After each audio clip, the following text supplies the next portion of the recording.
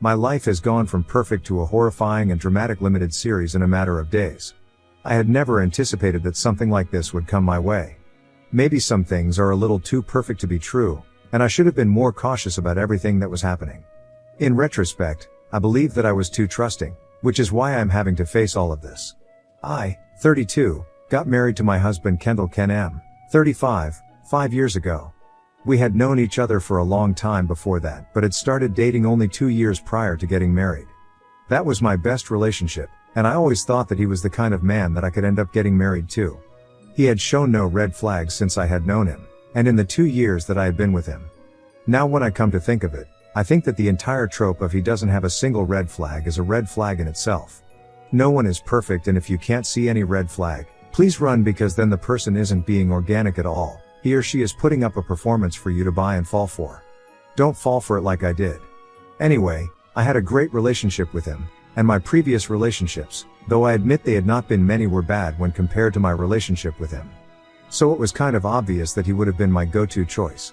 We were in love, and we were happy. His parents liked me, too. Ken is their only child, and they depend on him a lot. By extension, they doted on me too.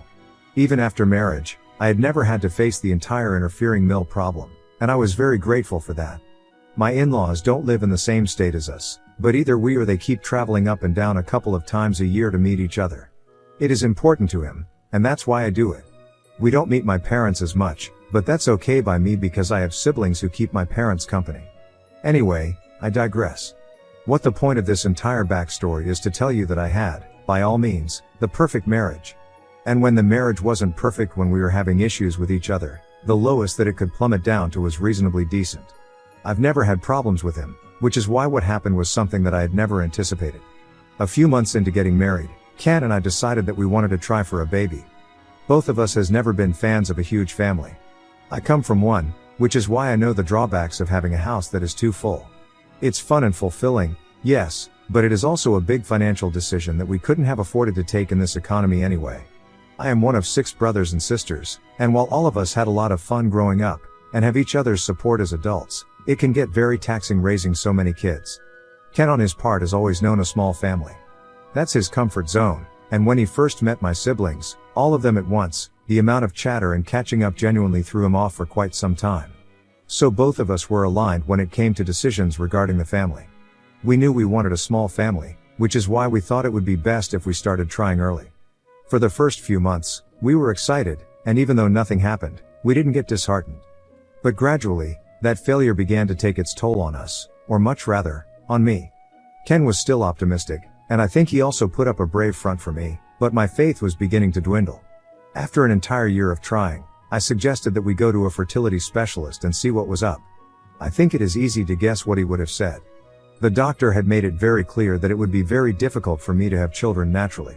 Conception for me was an uphill battle, and the only way for us to ensure a pregnancy and a child this way would be to go for fertility treatments. It was a very hard day for him, and though now I have come to terms with it, I felt horrible about myself as a woman and for Ken because he had a wife like me. It was a very dark period of my life. What angered me the most was that Ken immediately started discussing fertility treatments with the doctor, without even consulting me. We had never had an open discussion about it before, because neither of us had anticipated that something like this would actually happen. But I had in passing mentioned to him that if I wanted a kid and was unable to have kids biologically and or naturally, I would prefer to look into adoption more than anything else. Ken, in that very moment, stripped me of all agency when he started discussing fertility treatments and IVF options with the doctor for me. Never once did he ask me if I was okay with it. I wasn't, but none of that mattered to him. No, I don't think that's the right way to put it. It didn't even cross his mind to talk to me first before anything else. I was that much of an afterthought in this entire process. I didn't want to create a scene in the clinic, so I didn't say anything but kept on nodding. But on the way back I told him that I didn't like the way he behaved. We had a major fight that day, but we sorted things out eventually. It took us months, I am not going to deny, to get back into a healthy place for all of us. My issue was that I was very unsure about IVF. I know it has worked for many people, and I know it is regarded as a miracle for many, just like Ken. But I was deathly afraid of going through that procedure and injecting my body with hormones and medicines, especially given the possibility that we could end up having twins or even triplets. It was just too much for me. A lot of women do it, but I am not cut out for it. And I felt that at the end of the day, it was my body, and if I wasn't comfortable going forth with this, that should have held primary importance. But for Ken, it was about the family.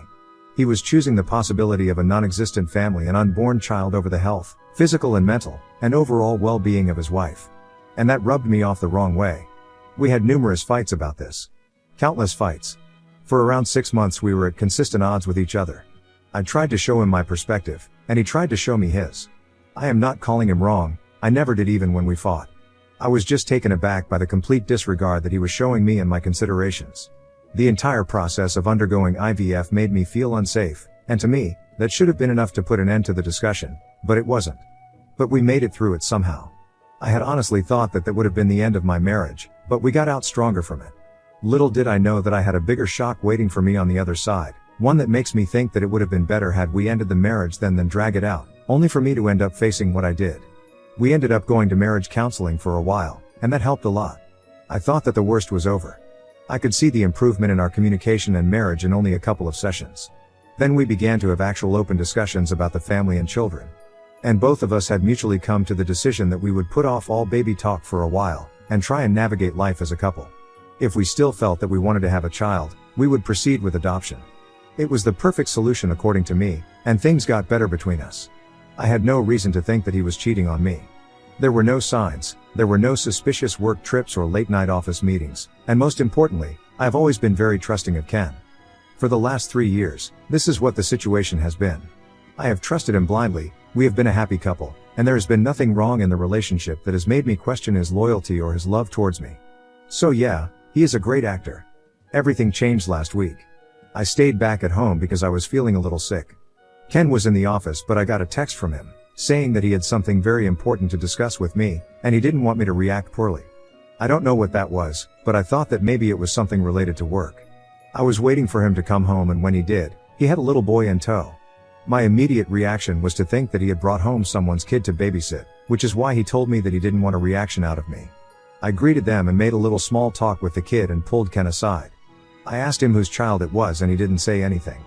I asked him again and no response. Finally, he told me that he was his son. For a moment I just looked at him, and then I started laughing. I thought as if he was joking, or pulling a prank on me. But before I could fully register what was even happening, and could consider the possibility that maybe what he was saying might have some truth to it, the waterworks started.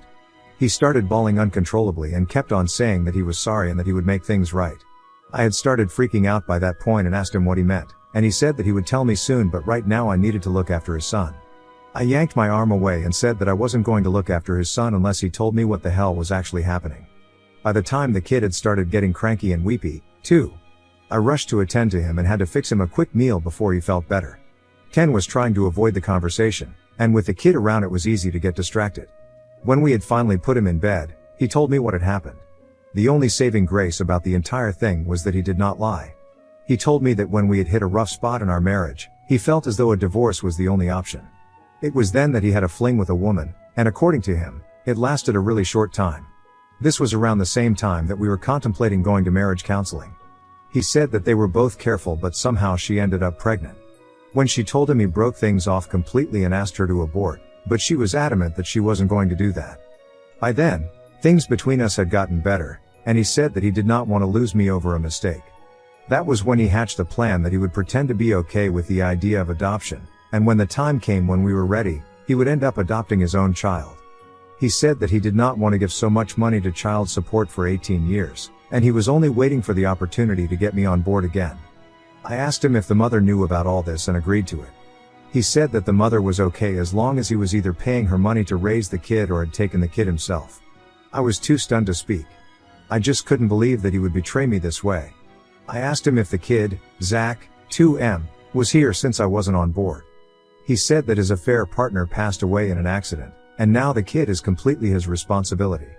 I looked at him with complete disbelief. I couldn't begin that now we had to be permanent caretakers of his kid with another woman, a kid that would be a constant reminder of his infidelity. I told him to get out of the house, but he went down on his knees and begged me to not leave him. He was trying to say something along the lines of how the kid is a blessing in disguise and whatnot, but my head was pounding and I just didn't have it in me to listen to this crap. I got up and just left. And I drove around town aimlessly and endlessly and just checked into a hotel. I dropped him a text that I wasn't coming back, and that was that. I got numerous messages and calls from him, but I didn't respond to a single one. I couldn't. I was completely and utterly numb by this, and I didn't know what to do. I had been betrayed like hell, and I was also going to be painted as a villain for not accepting a motherless child. It was all horrible, and I didn't know what to do. I didn't go home for 2 days. On the third day, my mill called me up. She said that she was in town and she wanted me to come back home so that we could talk. I told her that there was absolutely nothing to talk about, and I had nothing to say. Neither did I want to listen to anything that Ken was going to say. She said that she completely understood my perspective, but she wanted me there so that she could help me out. I was a foolish woman because I believed her. I thought I had some support, and I thought that as a woman, maybe she would advocate my case. I was clearly wrong, and I should have known better. I trusted her and I went back home. Zach was not there, but Ken, Mill, and Phil were. My Mill got up and hugged me, and that made me put down my guard a little. She held my hand, asked me how I was feeling, and made me feel all comfortable and secure. And then it started. It was an out-and-out war between us. Ken started by saying that all of this started because I couldn't give him kids. The very choice of his words made me want to smack him so hard that his teeth fell off. I told him that no, all of this started when he decided to screw some other woman, rather than tell me what problems he was facing, and work it out like any decent man. My Phil said that I would get a chance to talk, but to first let Ken talk. Ken continued and said that the affair was a mistake, but the child was a gift, and I was being a moron for not seeing it that way. He said that we had always wanted children of our own, and now we had one. All that was left was for me to stop being a bitch and accept him. I couldn't even believe the gall of the man. I told him that this was not our kid. This was his kid. And there is a huge difference between those two things.